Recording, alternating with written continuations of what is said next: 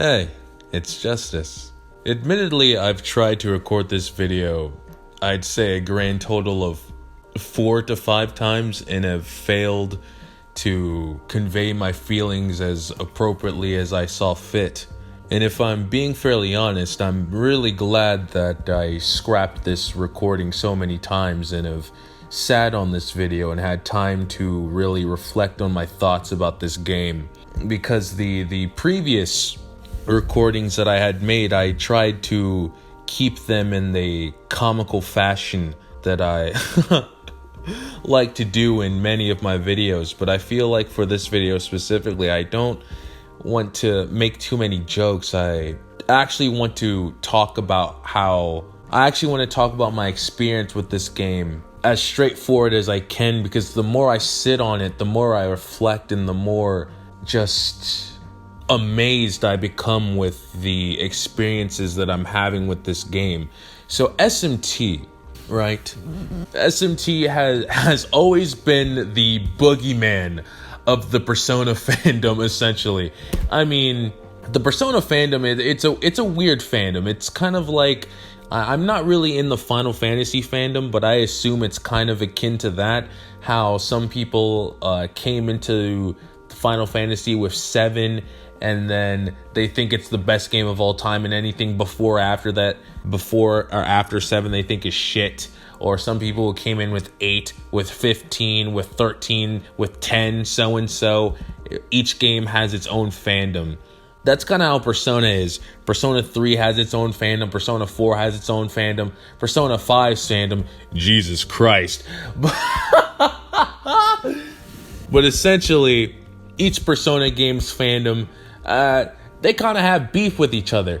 But if there's one thing the Persona fandom can come together in all believing, it's that they fucking hate SMT and Persona 1 and 2. Both of those bitches, because remember, there's more than one Persona 2.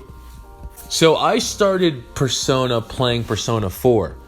There was it wasn't my first RPG, but it was the first RPG that I ever played 100% through, and I had a lot of struggle while playing that game.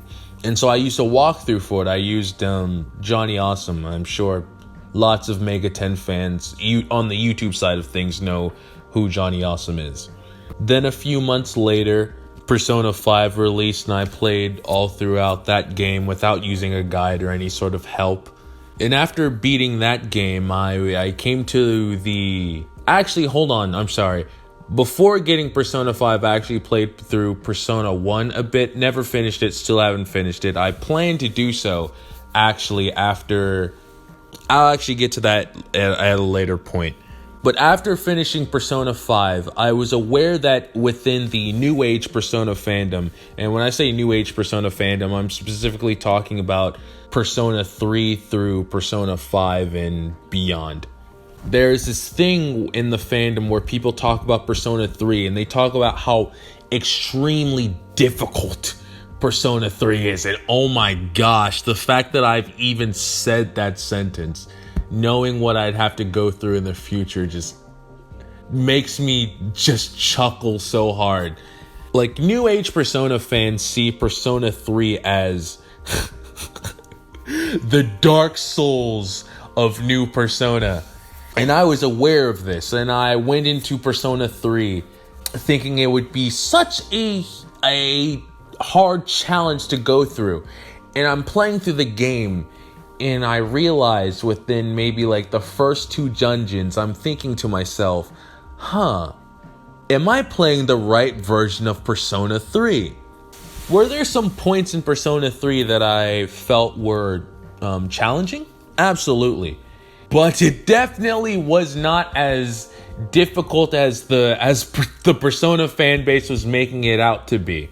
I touched upon this a bit on one of my previous Mega 10 videos, but I feel as though Persona 3 is definitely the only new age Persona game that really still has the SMT tactics based building party. Okay, I've just said a bunch of words back to back that just do not flow together. Essentially, what I'm trying to say is I feel like Persona 3 is the only Persona game out of the newer titles that still has the factor where you have to build a party of demons, are not weak to the boss's attacks, but also your party has abilities that capitalizes on the boss's weaknesses.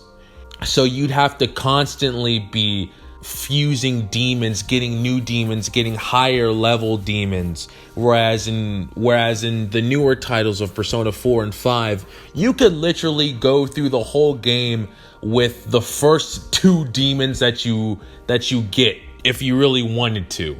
Whereas in Persona 3 and SMT in general, well, I shouldn't say in general, I've only played 2 SMT games so far, and I'll tell you about my experiences with those.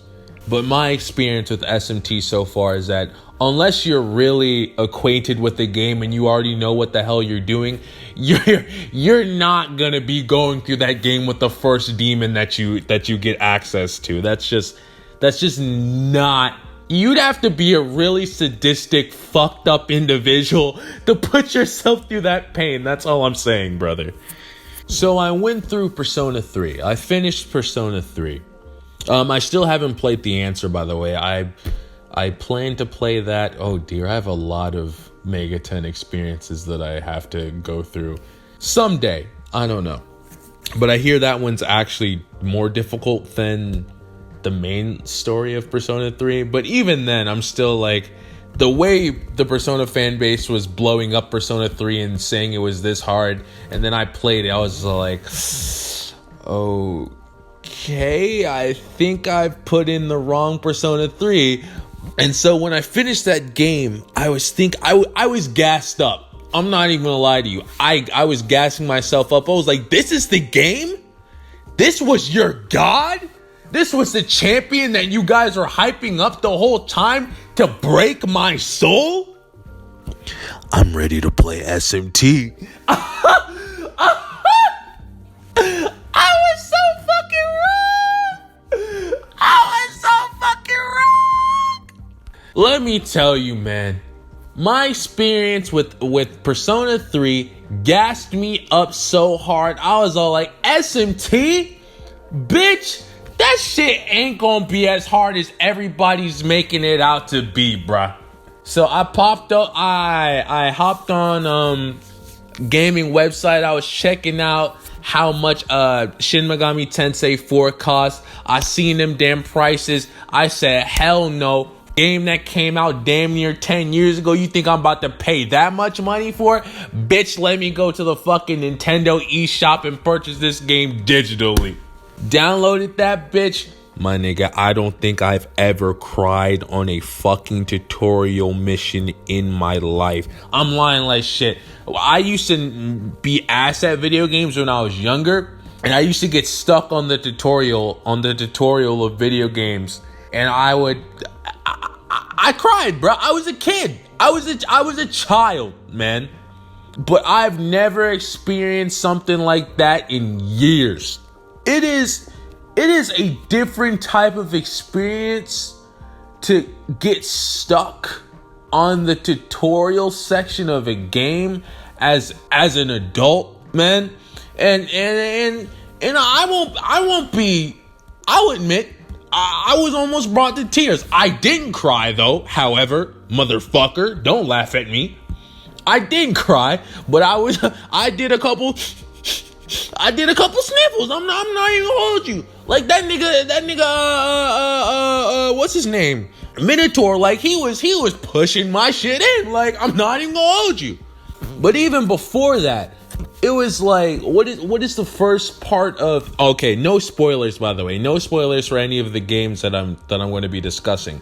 But it's like the beginning of Naruto, and these were like base level demons that I had to go up against. These niggas couldn't have been higher than level 3 or some shit. And I'm like a level, like, I don't know, like I must have been like level 4 Flynn or some shit. I was higher than these niggas. And I got fucking One Piece, brother. It was like it was like, I don't know what happened. Like, maybe they exposed my weaknesses or some shit, or they had high agility, but I didn't even get to fucking attack. Like, I didn't even get a fucking chance to even battle, brother. And I was dead. I got two-pieced by a fucking raccoon and Gerald from the fucking Witcher, dude. Like, I'll put a picture up of the two motherfuckers that just two-pieced the fuck out of me. And I remember sitting there, I was like, oh, so this is what people were talking about. But trust and believe, I was not ready for Minotaur, bruh. Holy shit. Talk about an amazing pregame as to what you'll face in this series. Now, unfortunately, I did not understand the value of the Minotaur, and I'm assuming multiple Mega 10 games does this sort of first boss type of thing, because this also happened in another game that I'm playing right now. But unfortunately, I didn't understand what the Minotaur boss was essentially trying to show me until I started playing this new Shin Megami Tensei game. And it's the lesson of learning and adapting. In so many other RPGs, JRPGs, higher level means victory. In Shin Megami Tensei, higher level means nothing. In Mega 10, you have to know your weaknesses, do whatever you can to combat them, find out the boss's weaknesses, and capitalize on that and craft a party of demons to allow you to conquer that motherfucker. Be it by way of fusion, by way of items, by way of using armors, or some sort of what's the other shit? It's been so long. I said it's been so long since I've played SMT4, brother. You completed it not even a week ago, but I forget, something like rings or some shit, something armor.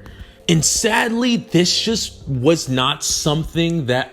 This was a lesson that I just did not understand until literally the final boss of the game, which is actually kind of a funny story. I got to the end of SMT4 thinking I had hella more game to play, and I didn't even realize that I was at the final boss until I completed that motherfucker and the credits started rolling. It was fucking mad. Oh my god! Oh my god! Oh my god! Oh my god! Oh my god! Holy shit! Holy fucking shit! Son of man! Fuck you! Not strong enough to live while representing their desires! You bitch! I'll see you in hell! You bee-looking bastard! Suck my dick! Like, honestly, I'm thinking about the bosses in that game, and I'm just like, how did I do it? I'm thinking, like, I got niced a lot in SMT4.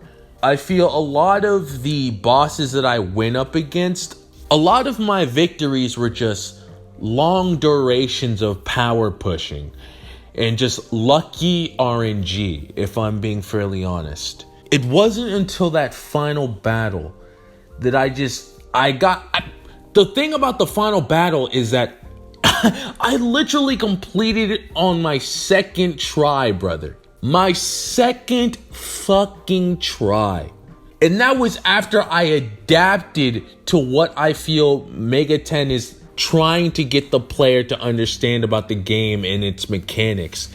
He said, Matador was literally the hardest fucking boss I played in this whole entire game series, period.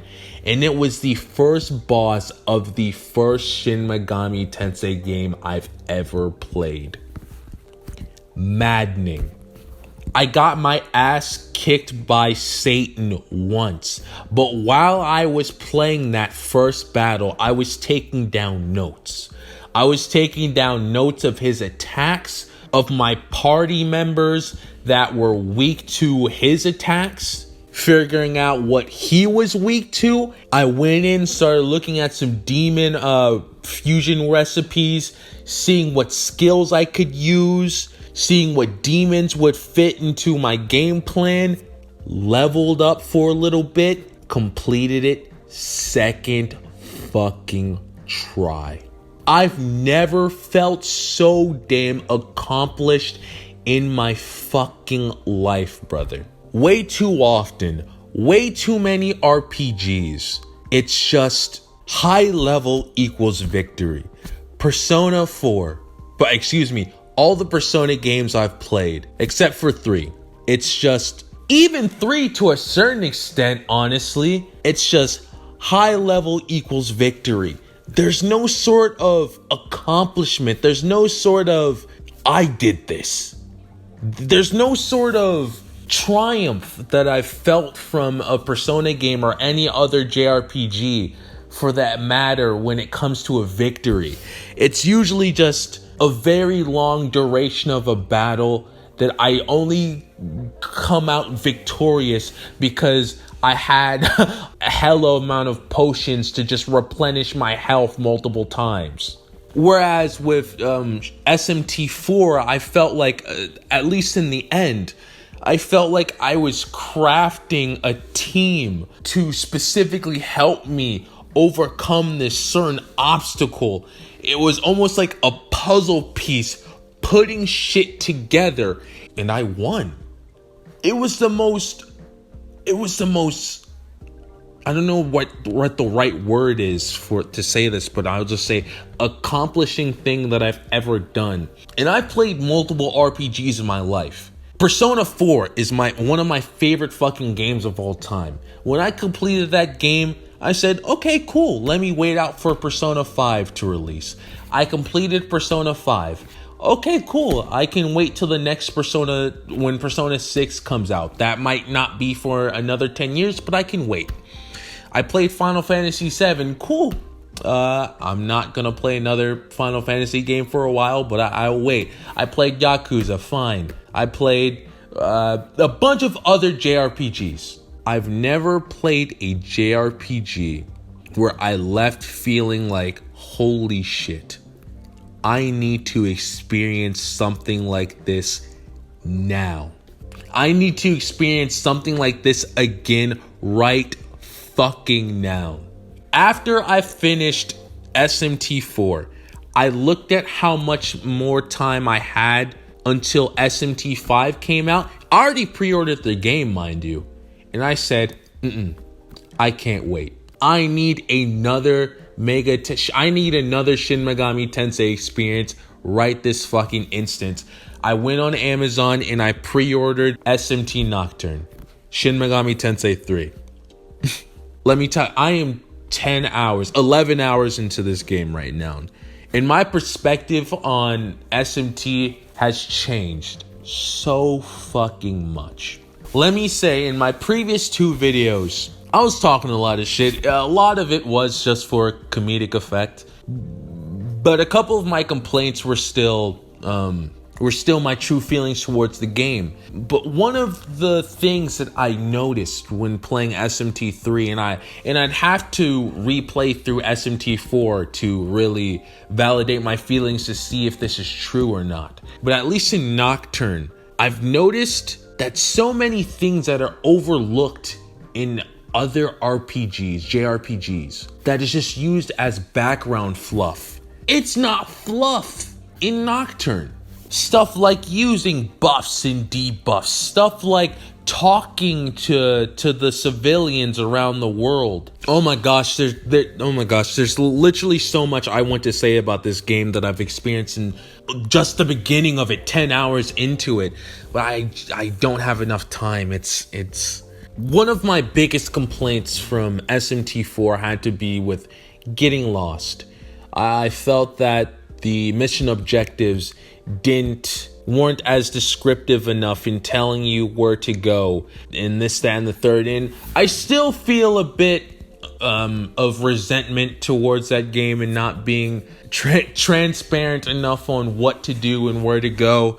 But while playing Nocturne, I noticed that when I went around and I talked to the people around Tokyo, that they would give hints towards things that I could do. They would give hints towards mechanics in the games. And I realized that, brother, in so many other games, these civilians were just saying random bullshit that would just have nothing to do with anything. That half the time I wouldn't even pay attention to them in other games. I wouldn't even... Shit! In fucking Persona 4, these civilians would just go around talking about, oh, Inaba, there's nothing to do here. Inaba, I wish I lived in the bigger city because I hate this small town country bumpkin shit. Like, bruh, even in the fucking spin-off they do that shit. But in SMT, you gotta pay attention to everything, brother. So much shit that you would overlook in other JRPGs actually fucking matter in these games. And that's something that I was not ready for. This video is really getting a hella long. It's almost 30 minutes at this point. But I just want to talk about this last point and I'll get to the end. One thing I love about SMT right now, the ones that I've played 3 and 4, is that in Persona, you can be whatever you want to be. Whatever type of character you want to be. You can have a persona that has all support type. You can have a persona that's all magic based. You can have a persona that's all strength based. You can be any type of player that you want. In SMT, you have to start that game out with a certain type of play style and capitalize on that bitch. You can't go into SMT playing it like, oh, I'm gonna be a magic type, but I'm also gonna have strength, and then I'm also gonna be support. No, nigga, you have to pick a lane and you gotta stick to that motherfucker. Cause that was a mistake I made with SMT 4, and somehow I'm glad I made it through, because Lord knows I was trying to balance out my I was trying to balance out my stats at first. But that was doing a detriment to my experience than it was enhancing it. Right now I'm playing through Nocturne and I'm playing it as a strength-based build, and I'm fucking enjoying the hell out of it, lad. I've always been either a support type or magic type whenever I play Persona. I've never played a JRPG strength-based. Never. And this is it's a cool little experience to build a character around how I want to play it. You know what I mean? Instead of Persona, where it's kind of your skill points are kind of allocated to you by way of the developer, by way of how the developer wants you to, by way of how Atlas intends you to. Oh man, there's so much shit that I want to say about this game. I'm having such a great time playing it. Right now, I've just actually beat Matador, which, holy shit, that was such a nerve-wracking fucking boss, by the way. I got to him, I saw him pop up, and I was like, holy shit, this is the guy. This is the motherfucker everybody's been talking about. I played him once, I was jotting down notes, fucking got obliterated. Looked at my notes, grinded up, did some fusions, got some demons that I felt would be able to handle him. Second try, fucking murked his ass. Fucking Matador, dude. Literally, I've been hearing about this nigga for fucking years.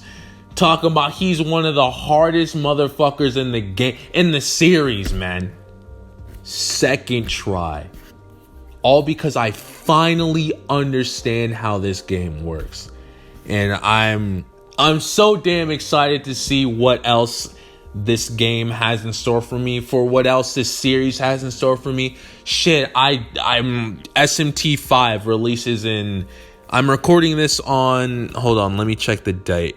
I'm recording this on October 20th. SMT 5 releases in a few weeks. I probably won't finish 3 by then.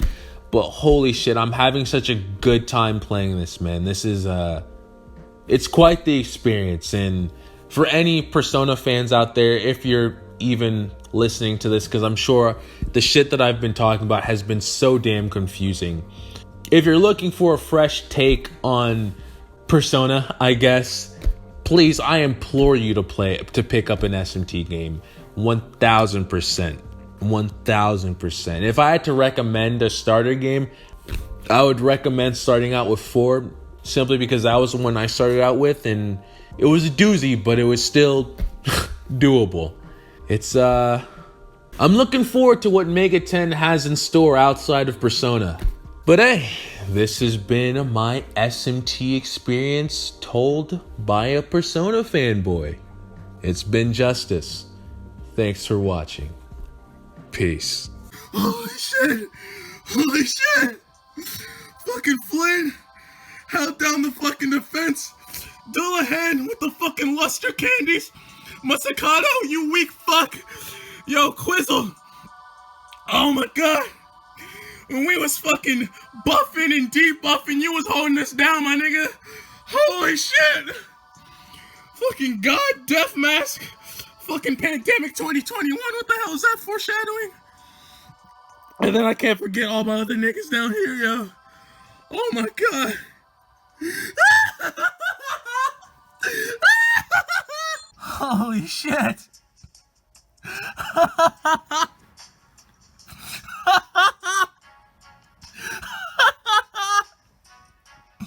Holy shit. I've never finished a game and felt so much joy like this in such a long time. 90 fucking hours!